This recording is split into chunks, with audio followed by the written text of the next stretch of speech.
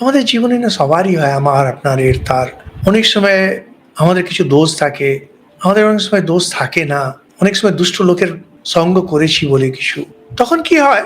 এমন একটা ঘটনা ঘটে যায় জীবনে, যেটা আমাদের যে কীর্তি, যশ এগুলো হওয়ার কথা, এটাকে পুরো শেষ করে দেয়।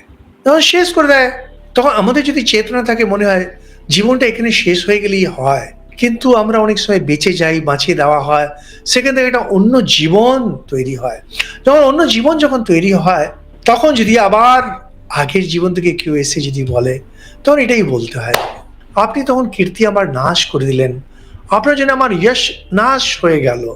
আর না, আউট। আমি এখন একটা নতুন জীবন যাপন করছি। আর সো এটা না, আমাদের সবাই, যেমন ধরুন একজন মেয়ে, তার যখন বিয়ে হয়, ভালো পরিস্থিতিতে হোক, খারাপ পরিস্থিতিতে হোক, একজন স্বামী তাকে বরণ করে নিয়েছে, এখন আর পেছনের দিকে তাকানো যায় না।